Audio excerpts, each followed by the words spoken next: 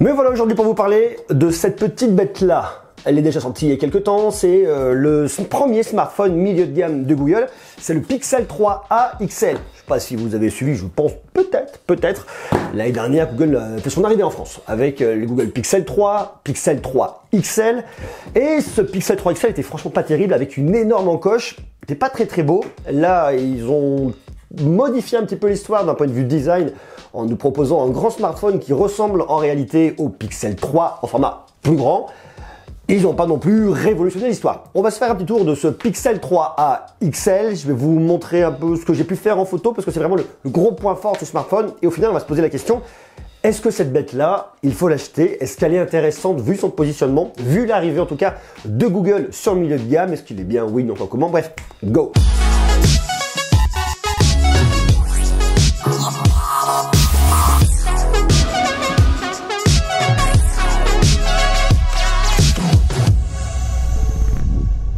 Autant se le dire tout de suite, moi j'aime bien ce smartphone parce que je le trouve performant, vraiment performant au niveau de la photo. Il y a un bon équilibre entre la puissance, la qualité photo qui est vraiment excellente dans ce segment. Par contre, il y a un truc qui me fait dire que ce smartphone ne va pas se vendre, c'est le design. On est quand même sur un design qui est relativement classique, old school, et qui n'est pas du tout dans ce qui se fait aujourd'hui en 2019. Alors c'est vrai que toutes les personnes qui font partie du milieu de la tech, dans le domaine des smartphones en tout cas, se diront non mais attends, ce smartphone il est vraiment bien en termes de photos, vu ce qu'il est capable de faire, vu le segment prix, les autres le font pas. C'est une évidence, mais moi je suis un consommateur aussi, et je me dis que lorsque je vais aller acheter un produit, je vais avant tout, première chose, regarder l'esthétique avant de me dire ok, c'est le top de la photo, mais si je veux le top de la photo, je suis pas sûr d'aller sur un smartphone. Néanmoins, il a beau être au top en photographie, pour moi la copie de Google est pas bonne là-dessus parce que vous avez quand même un truc qui est vraiment trop old school. Parce que ces grandes bordures là et là, pour moi aujourd'hui, c'est malheureusement plus du tout actuel et je comprends pas le positionnement de Google. L'année dernière, on s'est dit bah tiens Google arrive, on va tiens allez hop, on arrive en France, on va dans des pays dans lesquels on n'était pas jusqu'à présent, le Pixel 2 n'était pas sorti ici, le Pixel 3 on arrive avec, Pixel 3 XL. Et on s'en fiche un petit peu parce que nous, on est Google, on a une force de frappe, on a un logiciel derrière qui est énorme et en photo, on fait des choses que personne ne fait. C'est une certitude. Mais ça, c'est du point de vue de Google, de l'ingénieur, mais du point de vue consommateur, pour moi, on n'y est pas. Et c'est vraiment la grosse erreur qu'a fait Google l'année dernière. Ils ont corrigé le problème de l'encoche là-dessus, mais ils n'ont toujours pas solutionné le problème. J'attends de voir ce qui va arriver avec le Pixel 4 et Pixel 4 XL au mois d'octobre 2019, en espérant qu'ils soient vraiment cette fois-ci corriger cette problématique de design, parce que ça, pour moi, voilà, ce smartphone, il peut pas se vendre comme ça. Et c'est vraiment dommage parce que c'est vraiment un excellent smartphone. Il a plein de points positifs. Et une fois de plus, vu le positionnement tarifaire, pour voir que c'est la première fois que Google arrive dans le milieu de gamme, c'est vraiment un chouette produit, voilà, à l'intérieur. Après tout, est-ce qu'on dit pas que la beauté est à l'intérieur? Si, mais est-ce que ça vaut aussi pour les smartphones? C'est une autre question. On se fait un rapide tour du propriétaire, le design, je vous l'ai dit, il n'y a rien de bien révolutionnaire, vous avez un haut-parleur qui est situé là, une caméra là, ici en bas il n'y a absolument rien, alors que sur le Pixel 3 et Pixel 3 XL, vous aviez ici un petit haut-parleur, ce qui vous permettait d'avoir, ce que vous le mettiez en façade, et là pour le coup ça avait vraiment un sens, deux haut-parleurs en façade, et là vous aviez vraiment un son qui était assez directionnel. Là le haut-parleur en bas, il est situé là, je pense pour une question de coût de fabrication, ça devait coûter quand même beaucoup moins cher, mais on y perd quand même en qualité sonore. Bon, ça je vous l'explique dans quelques instants. Bouton pour l'allumer, bouton pour régler le volume. Lorsque vous le pressez sur les côtés, ça vous déclenche Google Assistant, c'est plutôt sympathique. Là, comme je vous le disais, vous avez votre haut-parleur, de l'USB-C, petit micro qui est caché là-dessous. Ici, vous avez le tiroir à carte SIM. L'arrivée ici de la prise jack, ça c'est plutôt pas mal pour tous ceux qui veulent écouter encore au casque. Vous avez ici votre micro pour la réduction de bruit. Le dos est tout en plastique, bien évidemment ici pas de dos en verre, donc pas de recharge en induction. On a néanmoins un côté mat qui prend quand même des petites traces, mais c'est quand même moins que sur le côté brillant. Bon, ça donne un petit peu deux aspects, c'est assez rigolo. Ça permet au smartphone d'être un petit peu plus léger. Il fait 167 grammes, ça va. Ça c'est le grand modèle, il tient quand même plutôt bien une main. Le capteur d'empreinte digitale qui est très rapide, très réactif. Donc ça fonctionne parfaitement bien. Et d'ailleurs, ce smartphone, je vous invite à venir le protéger. Hein, faut pas l'abîmer. Ce que je vous conseille, c'est de prendre des coques Rhino Shield. Alors, j'ai les coques pour le Google Pixel 3. J'ai rien pour le 3 XL, mais vous trouverez les coques sur le site de Rhino Shield qui sont sympas. Il y a plein de coques différentes. Hein. Je vous invite à aller faire un petit tour sur leur site. D'ailleurs, si ça vous intéresse, vous avez un code promo avec le code Monsieur Gros. Enfin, vous verrez. Regardez. J'aime bien les dos en carbone comme ça. Comme ça. Coucou, c'est moi. Je trouve ça sympa. Je vous invite à aller jeter un petit coup d'œil tout ça sur le site de Rhino Shield avec le code réduction, c'est en bas, c'est dans la description. On a un écran de 6,4 pouces, c'est du POLED, 2160 par 1080 pixels, ratio 18/9, c'est cool, ça marche bien, à 402 pixels par pouce, c'est un smartphone qui marche très bien lorsque vous le mettez dehors, lorsqu'il y a du soleil, il est cool, il y a un beau contraste, et moi j'ai un problème de connexion internet, mais mis à part ça, c'est vrai qu'il est quand même plutôt bien. Et comme je vous le disais, du point de vue audio, vous avez un haut-parleur qui est là, donc ça rapporte quand même en immersion, le deuxième haut-parleur qui est ici, par contre on a une différence de qualité de son, là c'est peut-être parce que c'est plus directif là, et là un petit peu moins. C'est vrai que vu les smartphones qu'on trouve à ce prix-là, Google est un des rares à le faire, donc dans l'absolu, c'est vrai que l'expérience audio est plutôt bien. C'est vrai que globalement, l'expérience pour le multimédia, pour le gaming est vachement agréable, malgré le fait que le design, une fois de plus, soit pas GG, l'écran est de bonne qualité, il est bien, je vous dis, même à l'extérieur, ça marche parfaitement bien, la qualité audio est vraiment bien, le fait d'avoir les haut-parleurs stéréo, c'est cool, la prise jack, c'est très bien, il y a en plus un spike qui est vraiment très bien, si vous avez un bon casque, profitez d'une qualité qui est vraiment très sympa, donc ça marche bien. Ce smartphone, si vous voulez l'acheter pour profiter d'un bon écran, pour le gaming, pour visionner des vidéos, YouTube, Netflix, que vous voulez, même en HD, ça marche parfaitement bien, et ça, c'est vraiment appréciable. Après, ce qu'il faut bien savoir, c'est qu'on est sur un modèle milieu de gamme avec un processeur milieu de gamme. C'est un Snapdragon 670 de Qualcomm, il a 4 Go de RAM, 64 Go de stockage, non extensible. Soyez tranquille, hein, on a effectivement moins de performance qu'avec le Pixel 3 et Pixel 3 XL. Néanmoins, pour un usage standard, pour tout ce que vous allez pouvoir en faire, ça marche parfaitement bien, vous serez vraiment tranquille. Donc je vous dis, pour aller faire des jeux, même jouer à un PUBG, à ce que vous voulez, vous aurez absolument aucun problème. On tourne sur un OS 100% Google Android 9 Pie qui marche merveilleusement bien, qui est complètement optimisé, qui marche bien, qui est pratique, c'est sympa. Ça, c'est un gros point fort pour ce smartphone parce qu'il est complètement optimisé et j'avais déjà beaucoup aimé sur le Pixel 3 et Pixel 3 XL. Là, avec le 3A et 3A XL, c'est la même chose. L'expérience est vraiment bien. Si vous aimez Android de ce point de vue-là non plus, vous ne serez absolument pas déçus. La durabilité de la batterie est très bonne. Vous pouvez le garder 2 jours. Ça dépend bien sûr une fois de plus de vos usages, mais je pense 2 jours, vous êtes vraiment bien avec une batterie de 3700 mAh. Alors sur le 3A XL, le grand modèle, on a une plus grosse batterie. Sur le 3A, c'est un petit peu moins. Mais c'est vrai qu'il y a eu de beaux efforts faits par rapport au 3 XL qui est sorti fin d'année dernière. La longévité est meilleure.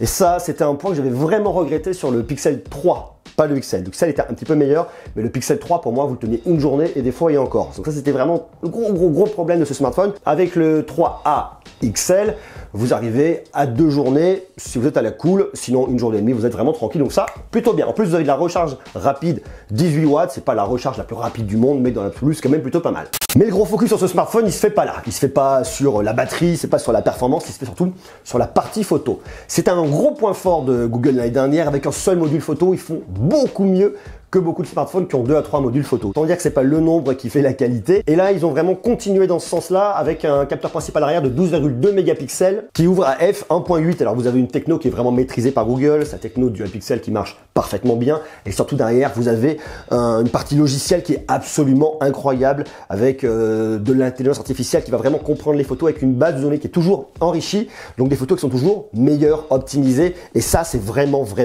top. À l'avant, là, vous avez une caméra de 8 mégapixels avec une ouverture de f2.0. Bon, vous pouvez filmer à l'arrière jusqu'en 4K à 30 fps. Je vois pas trop l'intérêt pour aller jusqu'en 1080p à 120 fps. Plutôt pas mal. Bon, c'est un smartphone qui est vraiment excellent en termes de photos. Il fera moins de choses que ce que vous pouvez faire avec le Pixel 3 et 3 XL. C'est normal, il coûte quand même beaucoup moins cher.